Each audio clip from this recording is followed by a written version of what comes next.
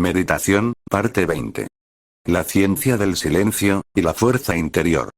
En este audio-vídeo, vamos a hablar acerca de la meditación, desde sus aspectos más científicos, ya que no es un credo, no es una práctica religiosa, por el contrario a este aspecto, es algo sagrado, pero no es algo a lo que acercarse, a través de la fe, tampoco es algo, con lo que mediante la mente deba escudriñarse, salvo la parte teórica, que sí es más mental, para intentar sintetizar toda la enseñanza escrita, y así extraer la comprensión necesaria, para ponerse a practicar. No tiene nada de sectario, ya que sus técnicas pueden usarse para infinidad de fines, tanto mundanos como espirituales, y son de naturalezas comprobables, y constatadas científicamente en cuanto a resultados, y que generan libertad genuina, cosa que las tendencias de los sistemas sectarios nunca ofrecen, salvo en forma de espejismo al principio, por medio de las maniobras de manipulación de sus líderes. La meditación es una ciencia, que invita al pasen y vean, al hagan y comprueben los resultados, nos lleva al conocimiento, que nos otorga el control necesario, para lidiar con los pensamientos negativos, las emociones aflictivas, y a retar en general, toda nuestra negatividad, para ir ganando terreno interior, y generar con ello cada vez, mayores remansos de paz interior, dándole menos importancia a los mecanismos mentales, por los que a través de ellos, ignorantemente pensamos, que podremos lograr una felicidad versada, en la tranquilidad, sosiego, paciencia y un contento singular, que fluya tanto en los momentos y rachas buenas de la vida, como en las malas.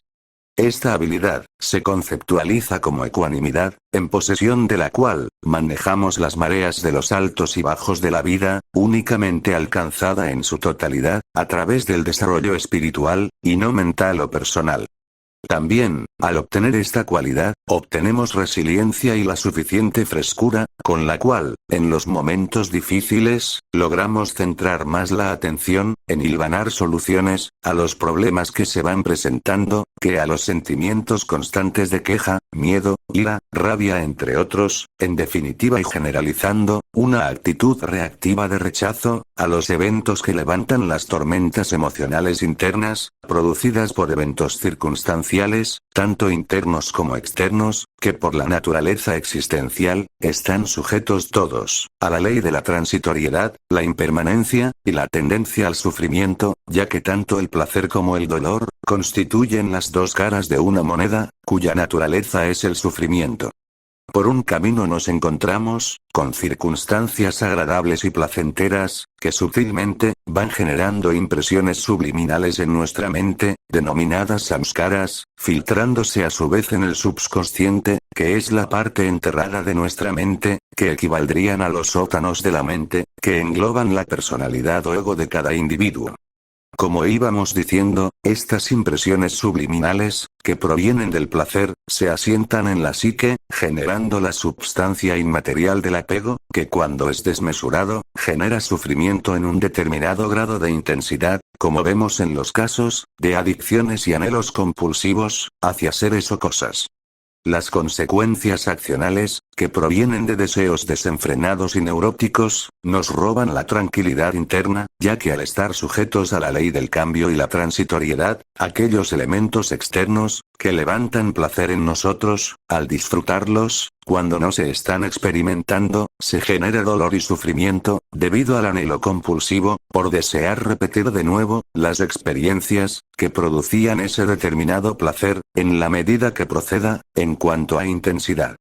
Este dolor experimentado, depende de dos factores, por un lado, las cualidades internas de cada uno para contrarrestar el dolor, y otro, la intensidad de las circunstancias y eventos externos, ante lo cual, en caso de haber apego a los deseos, producidos por las impresiones subliminales, se activa el dolor mental, y nuestra atención, cuando no está entrenada lo suficiente, queda atrapada en ese manto de anhelos, impregnados de avidez y neurosis, por repetir aquello que nos producía placer.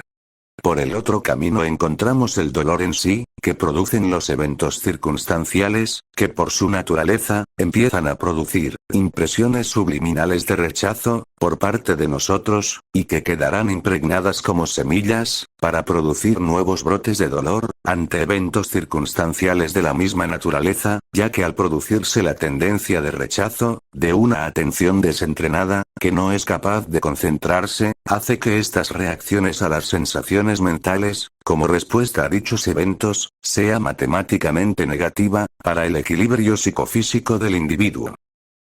Llegados a este punto, es donde vamos a analizar, cómo el entrenamiento de la meditación, con todas sus variantes, puede hacer que nuestra facultad atencional, se vuelva más fuerte o ecuánime, para soportar los embistes del dolor, y la desmesura y avidez reactiva, que produce el placer, que proviene, de los deseos de cada individuo, siendo capaz con ello, de mantener un clima sereno, que nos mantenga estables y equilibrados psicofísicamente, y lograr estar en paz, dentro de nosotros, a pesar de los pesares. La primera parte del trabajo, en la práctica de la meditación, consiste en técnicas concentrativas, con las cuales nos centramos exclusivamente, en el trabajo de dirigir y aislar la atención, de todo el campo informacional que produce la mente, que son imágenes holográficas, que crea nuestra mente, por medio de la imaginación, la ilusión, el deseo y la aversión, pensamientos de toda índole, de naturaleza racional, irracional, surrealistas etc., emociones y sentimientos, que finalmente se traducen o expresan, en monólogos internos de pensamientos, que sintetizan en todo su conjunto, bucles, con los cuales, la mente intenta crear emboscadas, en torno a nuestra atención, con el fin de tenerla aprisionada, en la enredadera de pensamientos, relacionados con aquello que nos genera, apego y deseo compulsivo y desordenado, así como también, con aquello que nos genera rechazo o aversión, y que están generando dolor psíquico interno, al ser eventos de naturaleza, en los que se haya impreso el dolor, ante el cual, es posible enfrentar positivamente. Con cualidades internas, personales y espirituales que pudiéramos tener ya, y con entrenamiento de concentración, que mejora aún más, aspectos de nuestra resiliencia interna, que nos permiten desenredar la madeja, de la enredadera de los bucles, que la mente intenta crear y anidar, en nuestra facultad atencional. La base teórica de las técnicas de concentración, consiste en fijar la atención, en un objetivo único, que no sea el continuo mental en ningún caso. Pueden ser objetos externos, como por ejemplo una vela, un punto pintado en una pared, u objetos sensitivos, como por ejemplo, el clásico que propuso el Buda histórico a sus discípulos, que consiste en fijar la atención, en las 4 fases de la respiración. Inspiración, pausa, expiración, pausa, percibiendo con total consciencia, el paso del aire entrante y saliente, percibiendo el roce del aire a su paso y salida, por los conductos correspondientes, y tomar consciencia de los momentos de las pausas, tras los ceses de la inspiración y expiración, durante un tiempo determinado, siendo un mínimo de 15 minutos por sesión. El ejercicio consiste en mantener el flujo atencional, sin que ningún contenido del campo informacional o mente, consiga desviar nuestra atención, del objeto del ejercicio, que como ya hemos dicho, es mantener un flujo de consciencia, en todo el ciclo de la respiración. No obstante, en la segunda parte del audio-vídeo titulado, El adiestramiento del guerrero espiritual de este canal, hay una guía teórica orientada a la práctica, más extensa, de cómo trabajar la concentración. Ahora pasamos a desarrollar, lo que ocurre internamente, cuando practicamos la meditación real, con una previa base, de ejercitamiento atencional. Empezamos.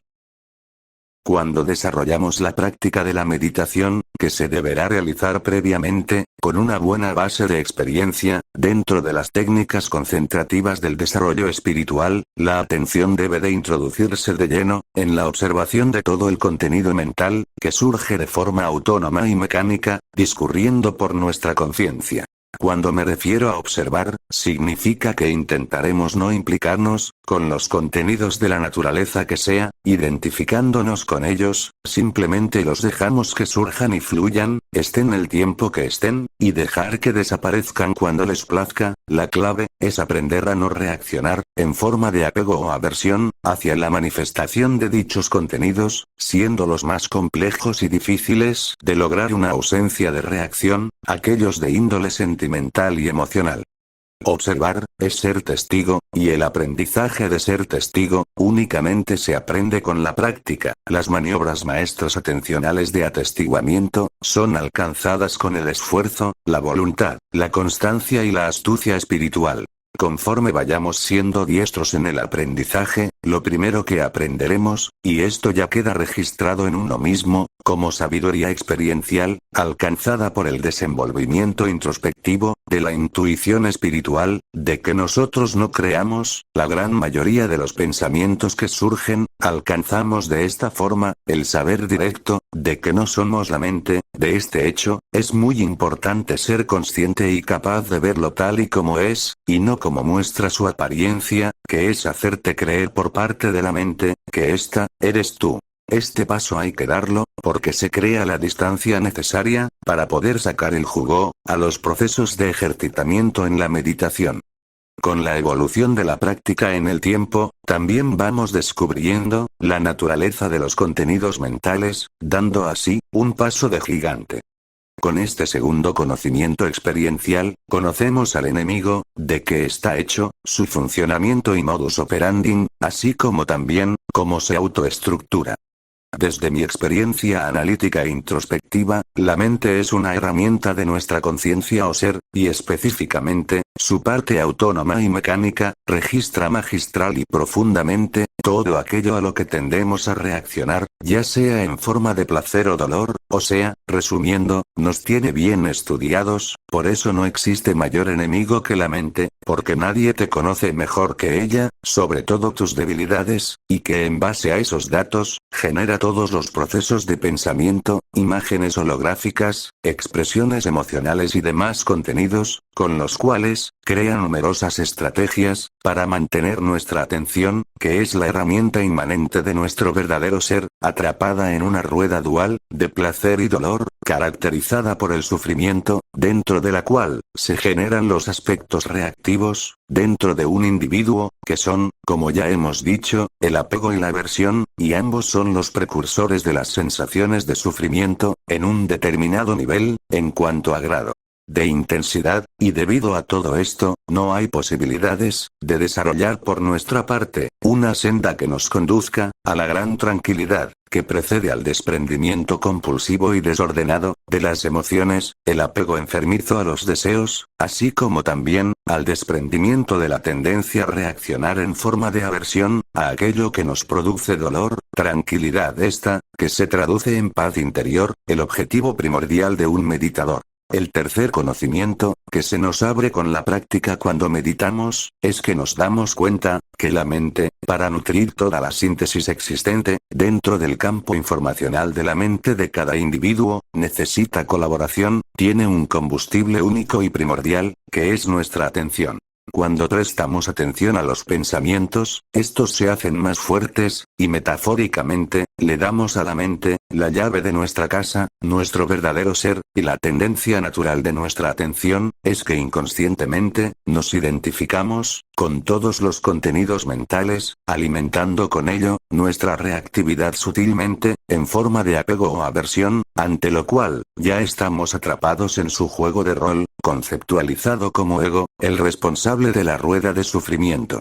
Cuando descubrimos, que este es el combustible que usa, mediante la práctica, iniciamos una batalla interna, en la cual, mediante el atestiguamiento, la santa indiferencia, la rendición y aceptación a todo lo que surge, vamos desidentificándonos de todo contenido mental, para eliminar, o al menos reducir, las impresiones subliminales de aquellos pensamientos, emociones y sentimientos, que más aflicción nos generan, ganando terreno a la mente y por ende, refinamos al ego, hasta el punto que empieza a brotar en nosotros, la paz y el contento interno progresivamente, conforme vamos teniendo éxito en la práctica. De forma más extensa, hablo de teoría, acerca de la práctica de la meditación real, en el audio-vídeo de este canal, titulado, El triple adiestramiento del guerrero espiritual, tercera parte. Ahora voy a hacer referencia, a modo de esbozo, de cómo la meditación, el deseo, la avidez, la amistad y el amor en todo tipo de relaciones afectivas, influyen en la síntesis de las diversas hormonas del bienestar en el cuerpo, responsables de cómo nos sentimos. Por un lado, de menor a mayor, tenemos la codicia, la avidez, el deseo incontrolado y compulsivo, el exceso de actividad, etc., activan la hormona de la tensión psicofísica, el sufrimiento, con la consecuente pérdida de energía vital, conceptualizada como cortisol, la gran enemiga de la paz interior, ya que reduce la serotonina, y dependiendo de la intensidad, puede llevarnos a intensos estados negativos de toda índole, como por ejemplo, la depresión, suicidios, locuras transitorias o permanentes entre otras. También, cuando el cortisol es alto durante mucho tiempo, genera multitud de enfermedades. Por otra parte, está el logro de deseos, los cuales activan principalmente la dopamina entre otras, y también la oxitocina en menor grado generalmente, actuando en forma de altos y bajos, lo cual no crean una sensación de completud ininterrumpida, generando con ello más sed, que da pie a generar nuevos deseos, con los que alcanzar una posible felicidad completa, la cual nunca llega, debido a la naturaleza de este sistema de retribución hormonal. Completar deseos no es nada malo, desde el ángulo de la inteligencia ética y la moderación, en detrimento de la compulsión y la avidez que tengamos, a la hora de perseguir estos, pero de ninguna manera, nos van a llevar a la completud, que ofrecen otras vías de acción, basadas en el autoconocimiento, como el que nos brinda el desarrollo espiritual. Por otro lado, tenemos la síntesis de la oxitocina, producida por una vida rica en buenas relaciones afectivas, amistad, amor, familia, etc., genera una felicidad más completa, que la alcanzada únicamente, por la vía de los deseos, aunque si se combinan ambos aspectos sanamente, podremos disfrutar de una felicidad más sólida. El único inconveniente, es que en las relaciones afectivas de todo tipo, inevitablemente se generan apegos, evidentemente medido en grados, que no dejan de ser semillas de sufrimiento, que dan su fruto, cuando ocurren eventos que generan separación, o sufrimiento de aquellos seres sintientes allegados, con los cuales compartimos una relación de afectividad auténtica, libre de egocentrismo. Finalmente, tenemos a la hormona reina, que es la serotonina, sintetizada por el cuerpo en cantidades considerables, cuando se tiene dominio sobre la atención de uno mismo y por ende, sobre la mente, la desidentificación con todo proceso mental, más la extracción de la sabiduría directa, que obtenemos durante la práctica, libera serotonina, en tal medida, que la sensación que produce en el cuerpo, es la de la paz interior, una sensación tan poderosa, que nos lleva a la homeostasis psicofísica, y a la completud existencial. Salimos de la rueda del placer y del dolor, entrando en un estado transmental, y esto nos lleva, a la falta de necesidad, de recurrir al dossier de deseos mundanos, y también a una necesidad imperiosa, de relaciones afectivas de cualquier índole para sentirnos bien, y es de esta manera, cuando estando solo, logras encontrarte en paz contigo mismo, trascendiendo el sentimiento de soledad, y esto, no significa que se deba de prescindir de los deseos, ni tampoco necesitas dejar de tener por esta causa, relaciones afectivas. Por el contrario, con niveles de serotonina buenos, las relaciones son más sanas, y los deseos te los tomas como un juego, ya no hay tensión, no hay avidez, no hay egocentrismo, ya sabes desde este ángulo, que a través de ellos, no se puede alcanzar la felicidad genuina, por ello no sufres alteraciones ni al perseguirlos, ni al conseguirlos, ni al hecho mismo de no alcanzarlos. De esta manera, la vida está más centrada, en movimientos introspectivos mejorando las cualidades internas, a través del desarrollo espiritual, por medio de la meditación. Con una buena base de autoconocimiento, nos aseguramos de tener la suficiente inteligencia, para gestionar las relaciones afectivas mejor, así como también, la gestión de los deseos, las emociones y los sentimientos, de la forma menos dañina posible, para con uno mismo y por ende, con el resto de seres sintientes y cosas. Por otro lado, valores superiores, como la compasión, el altruismo, el amor incondicional entre otros, generan también, síntesis de serotonina. Bueno, lo dejamos aquí. Me despido de ustedes, hasta próximos trabajos. Un saludo. Bendiciones. Namaskar.